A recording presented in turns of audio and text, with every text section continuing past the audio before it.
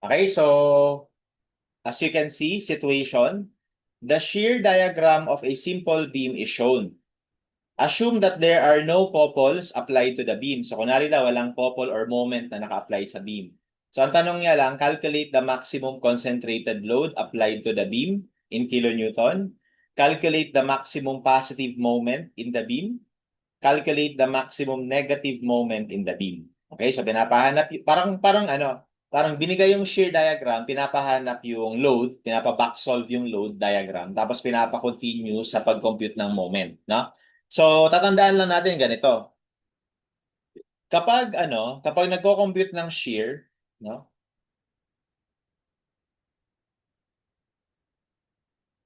Okay, so the value of the shear, the magnitude of the shear is simply the area of load diagram. Okay, kapag merong distributed load.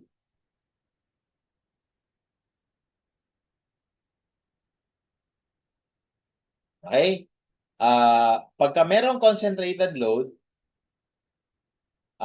the value of the shear is either added or subtracted um, for the concentrated load. So kung ano yung concentrated load, i-add na lang kagad diretso or i-minus. So kailan ina-add? So ina-add siya kapag pataas yung load. Mina-minus siya kapag pababa yung load. Okay, so dalawa yung computation natin for shear. Area siya ng load diagram. And at the same time, ina-add or mina-minus lang natin kapag concentrated yung load. So ito kapag distributed yung load, kaya merong area. Pero kapag concentrated, no, diretso na, ina-add or mina-minus lang. Okay, plus or minus lang kaagad. Okay? That is for shear. For moment, ganun din. Sa moment, ang basehan naman natin is yung shear. So area lang siya ng shear diagram. Okay? Or, pina-plus or minus din natin kung merong concentrated moment. Kung merong concentrated moment na naka-apply sa beam, pina-plus or minus natin. So, kailan pina-plus? So, pina-plus kapag clockwise. Mina-minus kapag counterclockwise. Okay? Ang reasoning nitong pag-plus at pag-minus na to ay nakadepende sa effect nung moment dun sa beam. Okay? So, ganito kasi yan. Kunwari may beam ka. In-applyan mo ng concentrated clockwise moment. So, kapag nagdo-drawing ka ng moment diagram from left to right, which is usually yun naman yung ginagawa natin, nagdo-drawing tayo ng moment diagram galing sa kaliwa papunta ng kanan, di ba? Laging kunyari sa shear, di ba? Lagi naman dito tayo mag-umpisa pag ganyan. Ganyan tayo mag-drawing, no? From left to right tayo. So, sa moment, ganun din, from left to right. So, ang gagawin natin, itong sign convention na to ay para sa nagdo-drawing ng moment diagram from left to right. Okay, ang reasoning kung bakit ganyan yung convention ay dahil dun sa magiging effect ng concentrated moment sa right side ng beam. Imagine niyo nag-apply ka ngayon, itong beam na to, tinwist mo dito, naglagay ka ng paikot na load dito. So, di ba pagka naglagay ka ng paikot na load, ang magiging elastic curve niyan, ganito. Ganyan. Okay? So, tingnan nyo ang naging effect nung moment na clockwise dun sa right side portion ng beam. Mapapansin natin na pag ganito, which is positive bending. Nakasmile. Okay, kaya ina-add yan. Okay? Pero kapag in-applyan mo yung beam ng couple or ng moment na baliktad, counterclockwise, so ano magiging effect ng beam or magiging elastic curve ng beam? Ganito naman. Ganyan. Once again, ang titignan mo yung right side effect. Tignan nyo to. Ayan. So as you can see, nakasad. So ibig sabihin, negative bending siya. So that's why, mina-minus. Okay? Yun yung reasoning kung bakit pina-plus or mina-minus yun kapag clockwise and counterclockwise. So, dalawa yung computation natin ng moment sa moment diagram. Area ng shear and at the same time, ina-add or mina-minus kapag merong concentrated moment. Sa problem na to, sinabi niya naman, there are no couple. So, ibig sabihin, walang naka-apply na concentrated moment. Wala. So, puro ganito lang yung puro area lang ng shear ng diagram yung magiging basehan natin sa pag-drawing ng moment diagram. Okay? So, siguro dahil mas conventional na, 'di ba pagka may sinosolve tayo sa nung estudyante pa tayo, ang kadalasan naman na ginagawa or process is galing sa load, i-drawing mo yung shear. Tapos galing sa shear, i-drawing mo yung moment. So pwedeng drawing na natin yung moment diagram dito. No, drawing na natin.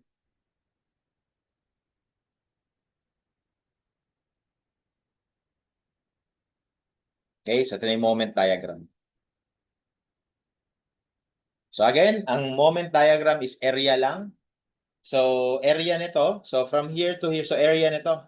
So, ang area niyan is triangle, no? So, 1/2, 20 times 2. Lagay ko na sa calculator, no? 1/2, 20 times 2. So, that gives us 20. Pero, ano siya, negative area, no? Nasa ilalim, kaya negative 20 yun. Ayan. Okay? So ngayon, paano ko i-connect ito? Although hindi na siya masyadong importante pagdating sa pagdating sa board exam. Kasi madalas ang tinatanong lang naman is yung mga values ng moment. Pero kung pag-aaralan natin, um, ang curvature niyan kasi ano to first degree yan. So dahil first degree yan, kailangan kapag dating sa moment, kailangan magpa-plus ka ng 1 degree. So, magiging second degree na to. So, dapat, ano na siya, quadratic na yung curve dito. So, ano na siya, ganyan na, kurba na siya, hindi siya straight line. So, dalawa yung kurba niyan. Pwedeng concave downward, pwedeng concave upward. So, paano malalaman? Okay? So, siguro paliwanag natin in detail. Di ba nalaman natin or na diniscuss natin na yung shear ay area ng load diagram. Okay? Tas ang moment ay area ng shear diagram. So, it is safe to say that kung tatawagin ko na L is yung load, no? So, dahil ang shear ay area ng load, edi integral yon ng load.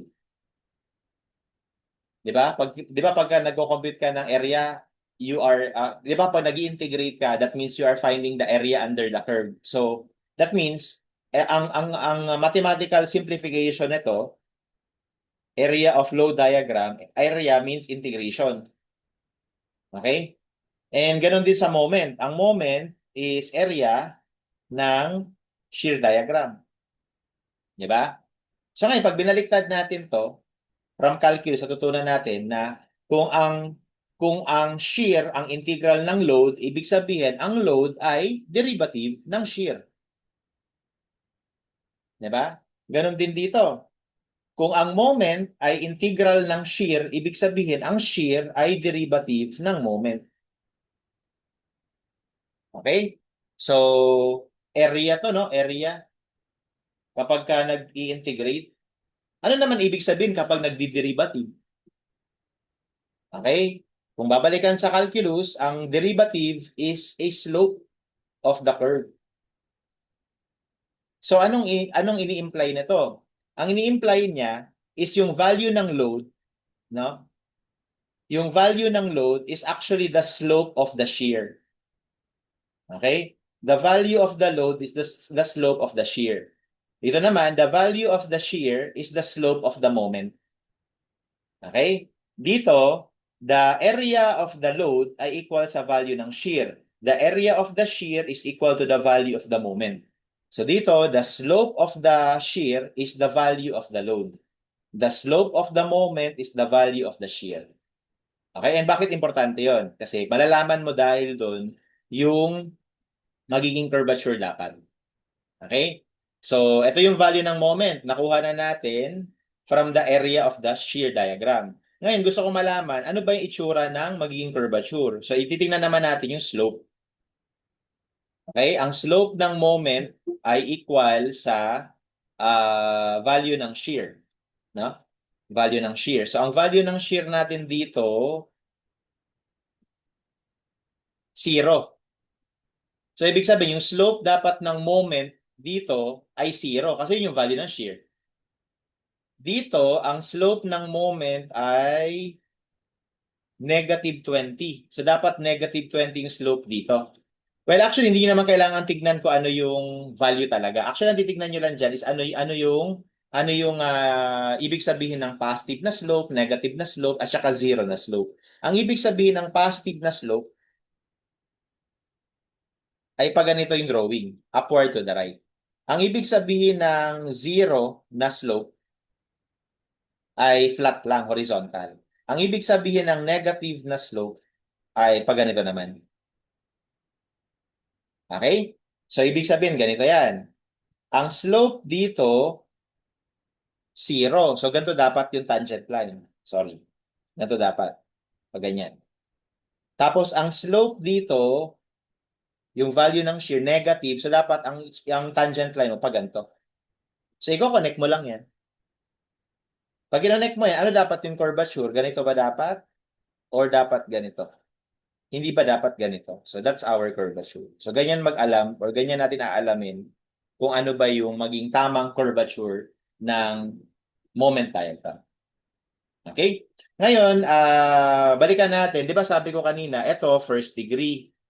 Kasi linear, first degree yan. Yung mga naka-incline first degree. So, bakit kailangan maging second degree to? Paliwanag ko naman using calculus. 'Di ba, sabi natin, ang moment ay area ng shear diagram or ang moment ay integral ng shear. 'Di ba pag nag-integrate tayo ng something, no? Kunyari yan. 'Di ba pag nag-integrate tayo that is u raised to n, no? So, yung maging un plus 1 over n plus 1. 'Di ba? So, ibig sabihin, after mong i-integrate, nadadagdagan yung degree mo ng 1. Kaya, ganun, kaya galing dito sa shear, magiging second degree na siya. Magiging plus 1 na yung degree niya. Okay?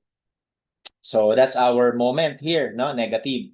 Pero hindi lang yon, kailangan naman natin next kunin yung moment dito. So, i-add naman natin tong area na to, which is a trapezoid, no? Area ng trapezoid ay this height plus this height divided by 2 times this length. So, we have negative nga pala to. Ayan. So, plus 48 kasi trapezoid, 48 plus 28 over 2 times yung length na 2. So that gives us 56. So positive 56. So nandito yon 56. Okay? Ang tanong ulit, ano yung magiging itsura nung diagram kapag kinonect natin to? So dahil 1 degree yan, dapat second degree. Pero ang question ay, paano ba yung slope niya? Pag ganito, dapat yung curvature or pag ganito? Okay? So para malaman natin, once again, we will need to look at ano ba yung value um, ng moment or ng shear dito sa point na to. Okay? So dito mapapansin niyo dalawa. Bakit dito sir dalawa no? May negative 20, merong 48. Pero bakit sir kanina ito lang yung tinignan mo para malaman yung slope nitong part na to. Okay, kasi guys, kanina, we are trying to draw the moment diagram from left to right, from left to right. So itong nakikita natin dito na value, no? Yan yung value ng shear right before this point. Ngayon, pagdating sa point na yan, siguro may concentrated load dyan, kaya nagkaroon ka ngayon ng abrupt na value change ng shear. So ibig sabihin, itong 48, ito yung value ng shear right before this point. I mean, right after this point. So, bali, ito muna yung shear, 0 muna, pababa ng pababa, naging negative 20. Nung hindi ka pa nakakalagpas sa point na yon, tapos nung nilagpasan mo na yung point na yun, biglang merong concentrated load na naka-apply doon, kaya biglang merong kang 48 na panibagong load. So, ito ngayon yung shear mo right after.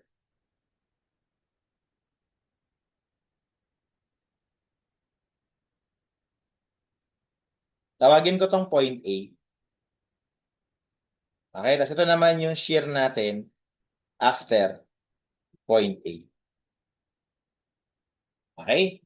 Kaya ganito, ang magiging basehan na natin ngayon ng slope para doon sa point na to, ito na. So, positive slope. So, di ba ang positive slope pag ganito? Pag ganyan. No, malaki, 48 malaki. So, malaki yung inclination ng nando. So, let's say ganito, pag ganyan. Okay? Pagdating dito, ang slope natin, itong 28, na positive pa rin. So, ang positive na slope, pag ganito pa rin eh. Kaya lang, mas maliit na yung value niya. Kasi di ba, pag malaking slope, 0 to, no? 0. Halimbawa, ang slope mo, naging 10, o di gaganon. Pag ang naging slope mo, naging 20, gaganon na. So, mas malaki na yung angle dito. Okay? Kaya dito, 48, malaki pa siya, malaki. Malaki. Tapos naging 28 dito. So, pag positive pa rin, pero mas maliit na, mas mababa na. So, siguro ganito lang.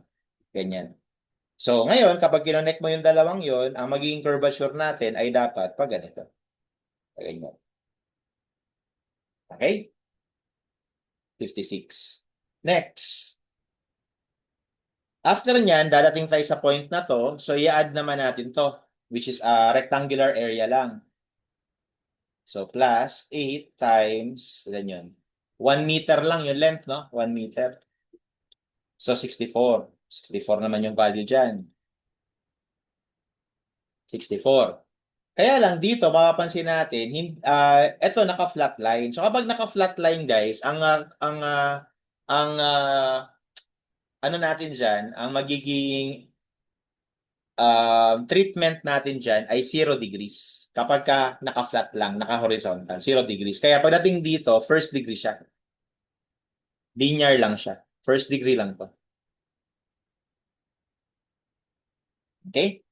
And then after that, ima-minus naman natin tong area na to. So that's 32 times 1. Ma-minus natin. So that is 32. So 32. And once again, no, ito ay 0 slope din. Or 0 degree kasi naka-flat. Kaya habang i-connect natin to, straight line lang ulit. Okay? And then lastly, ima-minus natin itong area naman na to para makarating tayo dito sa point na to. So triangle yan, ang height mo 32, ang base mo 2. So minus 1/2, 32 times 2. And that should be 0, no? Ayan. So ang 0 naman. Okay, 0. So ngayon, dito, ang itsura ng slope natin ay negative 32. So pag negative, pag ganun yun, no?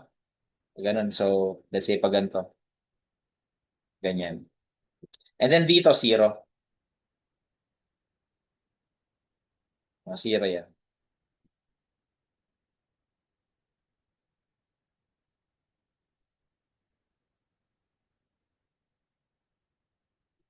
Ito, 0.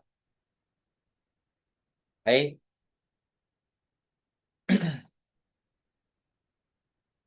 So therefore, yung magiging itsura ng curvature natin dyan ay pag ganito.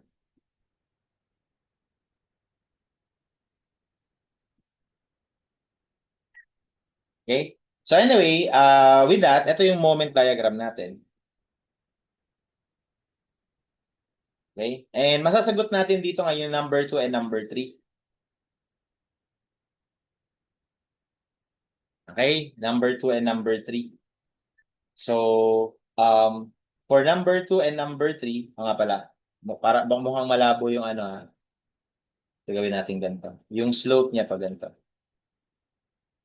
Yan, ganito. Okay? So, para maging ganito yung curve. Kasi magko-connect tong dalawa. Okay? So, again, no? For number 2, what is the maximum positive moment? So, ang maximum positive moment ay ito. And number 3, calculate the maximum negative moment. Ang maximum negative moment ay ito. Okay? And for number 1, calculate the maximum concentrated load. So, paano naman natin i-drawing yung load distribution? So, from the shear diagram,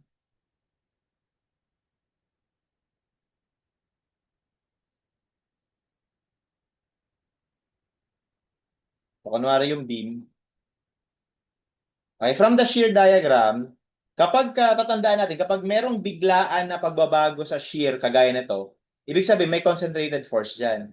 Ito rin, may concentrated force dito. Ito rin, may concentrated force. Kapag merong flat lang, ibig sabihin walang load doon. No? Ibig sabihin walang pagbabago sa shear, walang naka-apply na load. So ibig sabihin walang load dito, walang load dito. Tapos kapag merong mga naka-incline na shear, ibig sabihin meron dong distributed load. Okay? So dito merong distributed load. na pababa. So let's say ito 'yon. Okay? Tapos dito, merong bigla ang pag ano no, galing sa ilalim umangat siya bigla. So ibig sabihin meron doong concentrated force. Okay, tawagin ko to na W1 P1. Okay? Tapos pagdating na naman dito, meron na naman concentrated load na pababa, no? So um ito kunwari 'yon, no? Example lang to, ah. Ito kunwari 'yon.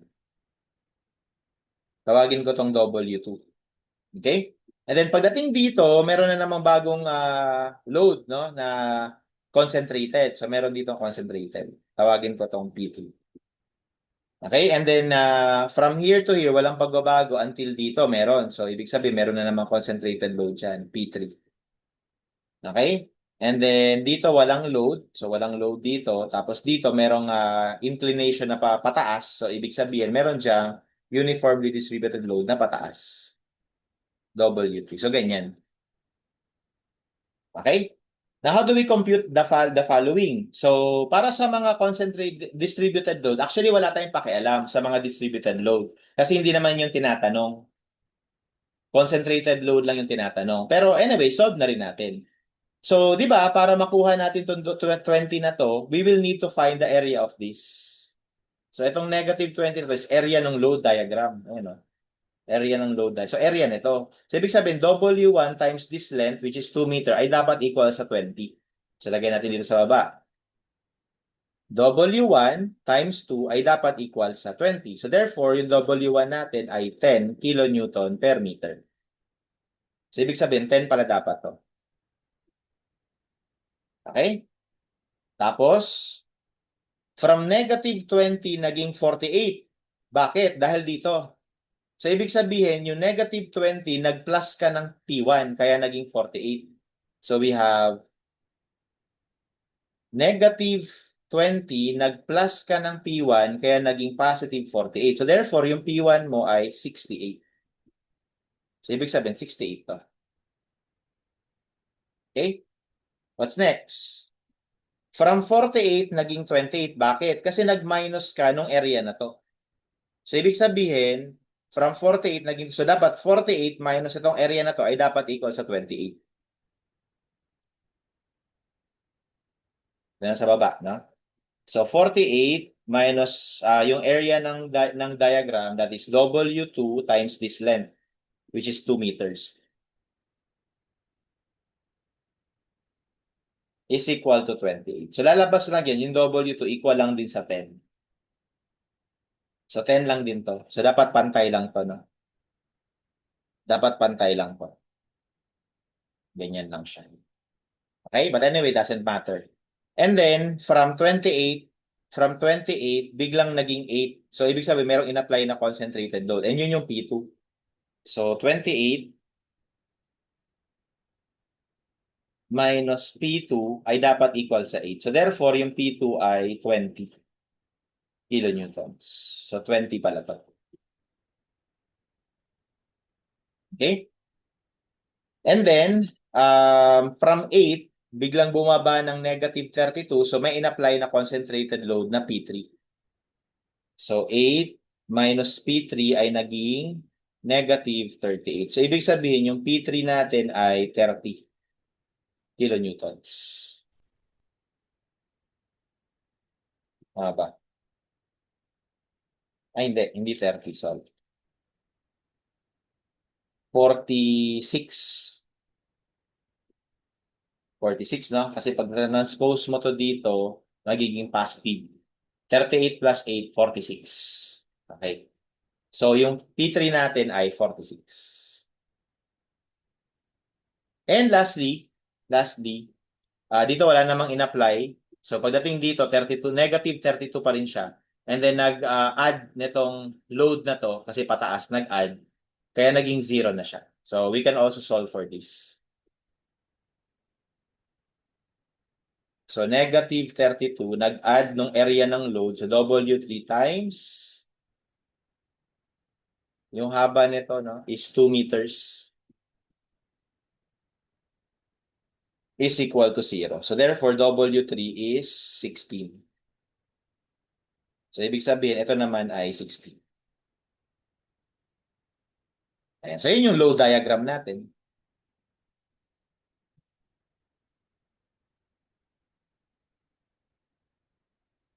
Okay? So, ganyan. So, to answer the question, what is the largest or maximum concentrated load? The answer is this. Okay, which is 68. Okay, pero guys, sa board exam, pwede nyo na kagad makita yung dito pa lang. So, ang tandaan nyo kagad, kapag maximum concentrated load, yung may pinakamalaking direct change ng shear. So, makapansin nyo, ang pinakamalaki dyan, ito na kagad eh. Oh. Kasi, ito ano lang eh. Ito, 28 minus 8, ano lang eh, 20 lang yung binaba. Ito naman, 8 plus 32, ano lang siya, 46 lang yung binaba. So dito, ito yung malaki, 20 plus 48, ito yung 48, ito yung 20. So pag kinag-add, 20 plus 48, so that's 68. So automatic kagad, ito kagad yung sagot. Okay, so pwede nyo na makita yun, dun pa lang sa shear diagram. Dun, ang tignan nyo palagi is yung vertical na shear. Okay? So that's how we solve this problem.